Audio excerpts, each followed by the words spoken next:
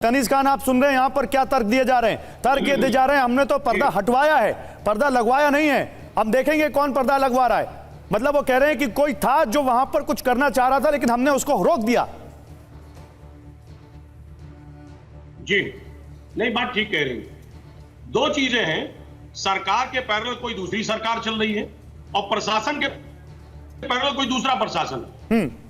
ये खुद ही कंफ्यूज है, इनको पता ही नहीं है कि सरकार कौन चला रहा है और प्रशासन कौन चला रहा है। यही तो कह रहे हैं, यही तो समाजवादी पार्टी कह रही है, यही तो इंडिया गठबंधन कह रहा है कि आज बीजेपी जहां जहां शासन सत्ता में है वो बहुत कंफ्यूज है, क्योंकि उसके पास काम नहीं है। सरकार की बात अधिकारी नहीं मान रहा, अधिकारी की बात सरकार नहीं मान रही, दोनों में खींचतान है। और आप देख रहे हैं उत्तर प्रदेश में भी यही हाल है, किस तरह खींचतान मचा हुआ है। आप समझिए अधिकारी एक पैरेलल सरकार चला रहे हैं, लगातार विधायक, मंत्री, कार्यकर्ता शिकायत कर रहा है नीचे से लेके ऊपर तक। क्यों कर रहा है? क्योंकि कोई किसी की बात नहीं मान रहा है। ऐसी परिस्थिति में चाहे वो उत्तराखंड की सरकार हो, चाहे वो ये कह रहे नहीं, सुनिए अनीस खान, तर्क क्या है? तर्क यह है कि कांवड़ यात्रा में कोई उत्तेजना किसी में ना पैदा हो, कोई भावना ना भड़के, कोई यहां पर किसी की धर्म पर कोई दूसरी चीज कोई ऐसा ना कर दे जिससे उन लोगों को गुस्सा आ जाए कांवड़ियों को, इसलिए ऐसा किया जा रहा है। अरे भाई, ये कौन सा नया भारत बना रहे हैं? अभी मौलाना साहब भी यही कह रहे थे, सही बात है भाई। इससे पहले नेम प्लेट लगाओ, अपना नाम लिखो, पीठ पे नाम लिखो, दुकान पे नाम लिखो, अब पर्दा लगाओ।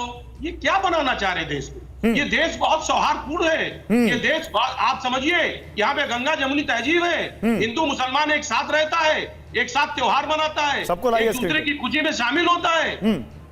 इसको आप बांटिए मत, ठीक है, और इस तरीके के हालात मत पैदा करिए। ठीक है, दीप्ति जी आ चुके हैं बीजेपी से। ओके, दीप्ति जी आ चुके हैं बीजेपी से। एक मिनट अनीस खान, बीजेपी की प्रवक्ता दीप्ति जी आ चुकी। दीप्ति जी, ये कौन सा नया भारत आप बना रहे हैं? ये पूछ रहे हैं आपसे विपक्षी, ये कौन सा नया भारत है जिसमें मंदिरों को, मस्जिदों को या दरगाहों को ढकना पड़ता है? क्यों ढक रहा है? और अगर आप नहीं कर रहे हैं तो ये कौन है जो कर रहा है, जिसको आप पकड़ भी नहीं पा रहे, जो आपकी सरकार की बेइज्जती करा रहा है, जो आपके सरकार के इकबाल पर सवाल उठा रहा है?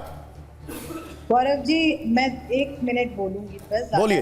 लेकिन आपसे ये कहूंगी कि हम ये जो आप कह रहे हैं कि कौन सा नया भारत है, ये सचमुच नया भारत है जो आगे बढ़ रहा है। ये वो भारत है जिससे पहले जो सरकारें थी वो तुष्टीकरण की राजनीति करती थी, लेकिन आज जो भारत है, जो हमारी सरकार है, वो संतुष्टीकरण की राजनीति करती है। उसके लिए हर कानून व्यवस्था, जितनी न्याय व्यवस्था है, वो सबके लिए एक समान है, एक बराबर है। 140 करोड़ की जो जनसंख्या है उसके लिए कानून बनता है, उसके लिए योजनाएं बनती हैं और लाभ हर व्यक्ति तक पहुंचता है। ना ये समझे कि कौन किसका कार्य करता है, कौन किस जाति से आता है, कौन किस धर्म से आता है। अच्छा लगेगा कानून व्यवस्था के नाम पर? क्या आपको अच्छा लगेगा अगर आपके धर्मस्थल के बाहर पर्दा लगा दिया जाए? क्या आपको अच्छा लगेगा? देखिए, ये धर्म स्थल के बाहर पर्दे लगाने की बात नहीं है और ये सरकार द्वारा नहीं किया गया है। पर्दा लगाने की बात नहीं मैम, विजुअल्स हैं। मैं पर्दा दिख रहा है, मैं देख रही हूँ विजुअल, बिल्कुल विजुअल तो दिख रहा है, लेकिन मैं आपसे कह रही हूँ ये लगाया किसने? ये कभी एक तो मैम किससे पूछें? आप बता दीजिए, उससे पूछ लेते हैं। अगर मैं आपसे ना पूछूं, जिस पार्टी की सरकार है उससे ना पूछूं तो किससे पूछूं? मैम बताइए, किस, आप बता दीजिए, इस इंसान से पूछिए, मैं उसी से पूछ लेता हूं जाकर। बताइए। सरकार इस पर, प्रशासन इस पर एक बार इंक्वायरी कर रहा है कि आखिरकार पर्दा क्यों लगाया गया, किस कारणों से लगाया गया।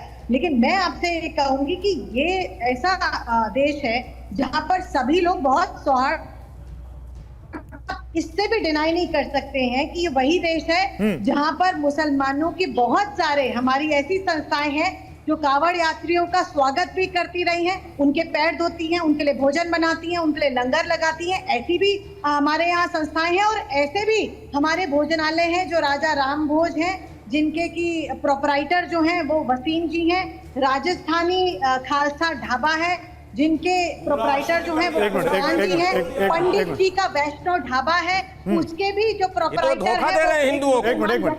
तो आप मुझे ये बताइए कि ये झूठ बोलने की और ये फरेब करने की बात ये नाम के साथ क्यों की जा रही है? ठीक है, ओके, अब एक मिनट दीप्ति जी, का नाम है उसको हम इस तरीके से नाम को क्यों लिख रहे हैं? राजा राम के नाम से क्यों कर रहे हैं? नहीं, राजा राम के नाम से ढाबा, राजा राम का वैष्णो ढाबा क्यों लिख रहे हैं हम उसको? आप ये बताइए मुझे। ठीक है, जब नाम अभी आप इतना- हिंदू मुस्लिम एकता का मिसाल दे रही हैं। अभी आप कह रही हैं कि मुस्लिम भाई कांवड़ियों के लिए वहां पर सेवा करते हैं, कैंप लगाते हैं, और फिर आप तो पूछ रही हैं मैं- उन्हीं मुस्लिमों से कि राजा राम का नाम क्यों लिखते हैं? सम्मान में लिख सकते हैं कि नहीं? बिल्कुल लिख सकते हैं, लेकिन मैं आपसे यही कहना चाहती हूँ कि कोई भी, अगर हम बात कर रहे हैं कि कोई एक्सट्रीमिस्ट जो लोग हैं, कहीं से पथराव होता है या कहीं से यात्रा को जो खतरा है, वो हर एक व्यक्ति से, हर एक मुसलमान से नहीं है, हर एक मुस्लिम व्यक्ति से नहीं है, क्योंकि हम तो बहुत अच्छे से प्यार से इस देश में रहते हैं। लेकिन उन कुछ लोगों से है जो चंद लोग केवल इस धर्म का नाम लेकर और पूरे धर्म को खराब करने की ठीक है, मेरे ख्याल से आप जो बोल रही हैं उसमें कंक्लूजन अभी थोड़ा सा कम निकल रहा है मैम। आप जो बोल रही हैं उसमें मुझे इधर की भी बात दिख रही है, उधर की बात दिख रही है। मैं ये पूछ रहा हूं, अगर आप ये मानती हैं कि पर्दा लगाना गलत था, तो सरकार के ऊपर ये सवाल है कि पर्दा लग कैसे गया। लेकिन आप कह रहे हैं कि मुस्लिम तुष्टीकरण की राजनीति दूसरे लोग कर रहे हैं, हम नहीं कर रहे।